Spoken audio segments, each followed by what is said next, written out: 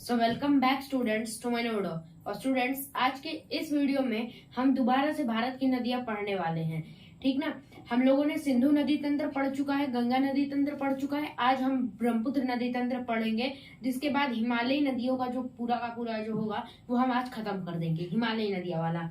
I hope आप सब ने वो पहले के 2 वीडियोस देख रहे होंगे। आपने अगर अभी तक नहीं देखे हैं तो आप जाके वो पहले देख लीजिए, तभी आप ये ब्रह्मपुत्र नदी तंत्र समझ पाएंगे। या फिर आप बीच में से देखेंगे तो अच्छा ये सब नहीं रहेगा, ठीक ना। इसलिए आप पहले वो सब देख लीजिएगा।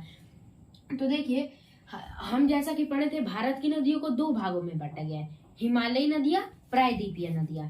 हिमालयी नदियां में हम लोगों ने क्या क्या पढ़ा था कि हिमालयी नदियों को 3 भागों में बांटा गया है।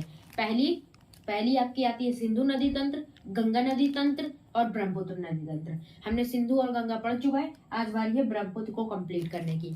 जब ब्रह्मपुत्र नदी तंत्र का हम लोग पूरा पढ़ लेंगे तो इसके बाद मैं आपको PYQ दूंगा, इंपॉर्टेंट क्वेश्चंस, जो कि आपके PCS में या फिर कोई भी, जितने ऊपर मैंने UPPSC लिख रखा है, आपके UPPSC में आ सकता है, BPSC में आ सकता है और MPVSC में आ सकता है, NDA में आ सकता है, SSC में आ सकता है और PCS में, और प्लस जितने भी गवर्नमेंट लेवल पे एग्जाम होते हैं ना, वो सब आ सकते हैं। ओके, तो चलिए बिना किसी देरी के शुरू करते हैं आज के इस वीडियो को। तो देखिए, हम आज पढ़ेंगे ब्रह्मपुत्र नदी तंत्र। तो चलिए देखते हैं। इसमें लिखा है, यह नदी तिब्बत के मानसरोवर झील के पास से निकलकर भारत में अरुणाचल प्रदेश, असम, बांग्लादेश से होते हुए बंगाल की खाड़ी में अपना पानी गिराती है। अब मैं इसको मैप से समझाता हूँ। ठीक, देखिए मेरा मैप कुछ अच्छा नहीं बना है, ठीक, आप लोग ऐसे एडजस्ट कर लीजिएगा। वैसे अगर आप लोग जब पढ़ने बैठे तो, अगर ज्योग्राफी पढ़ने बैठे तो मैप लेकर बैठा करिए, ठीक। अगर आपको मैप याद है तो कोई बात नहीं। तो देखिए, यहाँ पे मानसरोवर है, मानसरोवर तिब्बत के पास। कहाँ है? तिब्बत के पास मानसरोवर। यहाँ से मानसरोवर से निकलती हुई, मानसरोवर के पास से ब्रह्मपुत्र नदी निकलती है। ब्रह्मपुत्र नदी यहाँ से निकलती है, मगर यहाँ पे इसका नाम ब्रह्मपुत्र नहीं रहता है। तिब्बत में इसका नाम, और मानसरोवर में ना इसका नाम वो नहीं रहेगा, ब्रह्मपुत्र नहीं रहेगा, इसका नाम रहता है सांगपो रिवर, सांगपो, ठीक ना, सांगपो रिवर। यहाँ से सांगपो रिवर जो होती है अभी चलते आएगी, ठीक ना, यहाँ से आएगी और अरुणाचल प्रदेश में एंटर करेगी। अरुणाचल प्रदेश में मतलब इंडिया में एंटर कर चुकी है। अरुणाचल प्रदेश में एंटर करते हुए असम में जाएगी, ठीक, असम में आपकी जाएगी, यहाँ पे असम है, और असम में जाती है, इसलिए इसकी फर्टिलिटी जो है असम की, वहां पे बहुत ही ज्यादा अच्छी फर्टिलिटी है, इसलिए वहां पे चाय की खेती बहुत होती है। और यहाँ पे आगे बढ़ते बढ़ते यहाँ पे आ जाएगी बांग्लादेश में, और बांग्लादेश के बाद अपना ये पानी जो है, ये बंगाल की खाड़ी है, बंगाल की खाड़ी में अपना पानी गिरा देगी, ठीक। तो इससे हम क्या समझे कि ये 3 देशों में बहती है, तिब्बत में, भारत में और बांग्लादेश में। उसके बाद अपना पानी कहाँ गिराती है? बंगाल की खाड़ी में, ठीक। अब देखिए, अब एक इंपॉर्टेंट नोट है, यह नदी भारत की सबसे चौड़ी नदी है, ठीक ना। भारत की सबसे चौड़ी नदी कौन सी है? ब्रह्मपुत्र नदी, ठीक ना, जो कि मानसरोवर के निकट से उसका उद्गम स्थल है।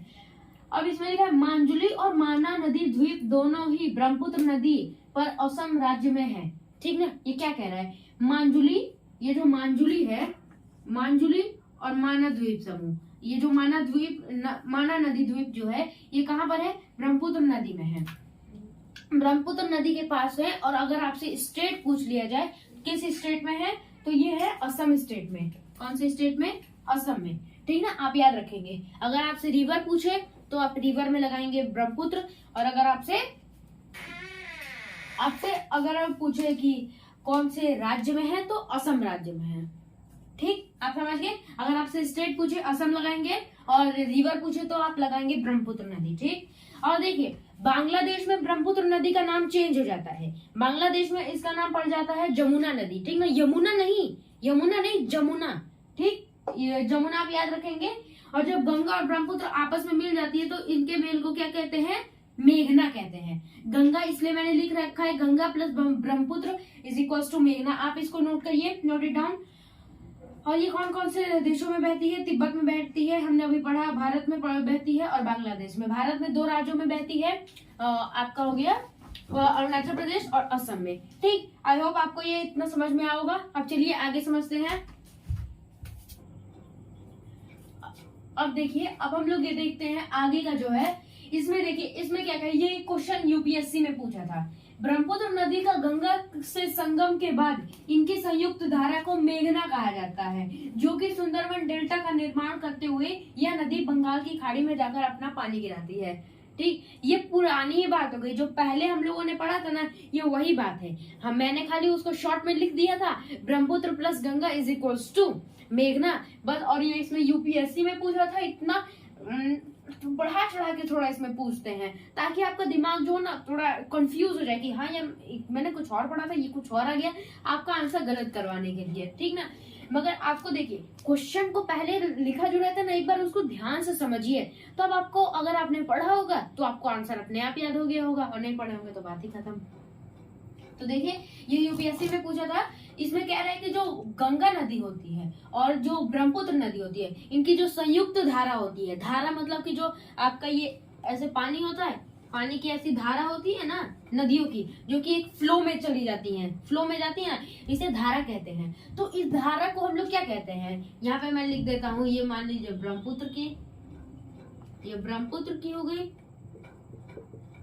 और ये गंगा की हो गई, और इनकी पूरी धारा को हम क्या कहेंगे, इसकी पूरी धारा को हम लोग कहेंगे मेघना। मेघना जो कि आगे जाते हुए ये क्या करती है, सुंदरवन डेल्टा का निर्माण करती है। क्वेश्चन पूछे सुंदरवन डेल्टा का निर्माण किस धारा की वजह से होता है, तो मेघना धारा की वजह से। अब आप उसमें कंफ्यूज नहीं हो जाइएगा कि किस धारा की वजह से होता है, धारा का नाम पूछ लिया तो समझ जाइए मेघना धारा की वजह से, ठीक ना। मैं यहाँ पे लिख दे रहा हूँ, आप कंफ्यूज ना हो, ठीक ना। और ये अपना पानी बंगाल की खाड़ी में जाकर गिराती है, जैसा कि आपको पता है, ठीक ना। देखिए, हिमालयी नदी तंत्र की खाली ना, गंगा नदी तंत्र, सिंधु नदी तंत्र को छोड़ के गंगा नदी तंत्र और ब्रह्मपुत्र नदी तंत्र, ये दोनों नदियां जो हैं, ये जो दोनों नदियां हैं, ये कहाँ अपना पानी गिराती है, बंगाल की खाड़ी में। और सिंधु नदी तंत्र की जो सिंधु नदी तंत्र अपना पानी अरब सागर में गिराती है, ठीक ना। मैंने अपने पिछले वीडियो में बताया था। अब देखिए, अब ये एक इम्पोर्टेंट सा जान लेते हैं कि ब्रह्मपुत्र नदी की लंबाई कितनी है। इसकी हमेशा लंबाई तो आपसे पूछ ही लेगा, बीपीएससी का आप दे, एसएससी का दे, पीसीएस का दे, ठीक ना, तो आपसे लंबाई तो जरूर पूछेगा। तो इसकी लंबाई है 2900 किलोमीटर, 2900 किलोमीटर, आप ऐसे भी रख सकते हैं, मतलब 2900 किलोमीटर इसकी लंबाई है, किसकी, ब्रह्मपुत्र की, नोट इट डाउन। फिर अब ये कुछ की पॉइंट्स है, ये देख लेते हैं, जो कि आपके क्या हेल्प कर सकती हैं। पीसीएस में ये तीनों आएंगे, ठीक ना, ये पीसीएस में तीनों आ सकते हैं। देखिए, इसमें क्या है, ब्रह्मपुत्र नदी का तिब्बत में नाम सांगपो रहता है। ब्रह्मपुत्र नदी जो रहती है, जब वो तिब्बत यानी मानसरोवर में जब तिब्बत में से बहती रहती है, तो उसका उस समय नाम सांगपो रहेगा। ब्रह्मपुत्र उसे उस समय नहीं कहेंगे, उसे कहेंगे सांगपो। और जब इंडिया में आते हुए अरुणाचल प्रदेश में जैसे एंटर करती है, जैसे प्रवेश करती है, तो इसका नाम डी हो जाता है, उस ब्रह्मपुत्र नहीं, डी, ठीक ना, डी, ये आप तीनों नोट करेंगे। और जब ये ब्रह्मपुत्र नदी जब असम में आती है, तो असम में जैसे एंटर करती है, इसका नाम पड़ जाता है ब्रह्मपुत्र। क्या पड़ जाता है, ब्रह्मपुत्र, ठीक ना। इसलिए क्वेश्चन पूछे, ब्रह्मपुत्र नदी का जब ब्रह्मपुत्र नदी जो है भारत में आते हुए उसका नाम कब ब्रह्मपुत्र पड़ जाता है, जब वो असम में आती है तब, ठीक ना। अगला है ब्रह्मपुत्र नदी के किनारे बसे नगर। ये 3 नगर है जो ब्रह्मपुत्र नदी के किनारे बसे हैं। ये पहला एक डिब्रूगढ़ असम का है, तेजपुर हो गया आपका, और गुवाहाटी भी असम में ही है, ठीक ना। ये तीनों है, कौन कौन से, डिब्रूगढ़, तेजपुर, गुवाहाटी, ठीक ना। आप इसको याद करेंगे।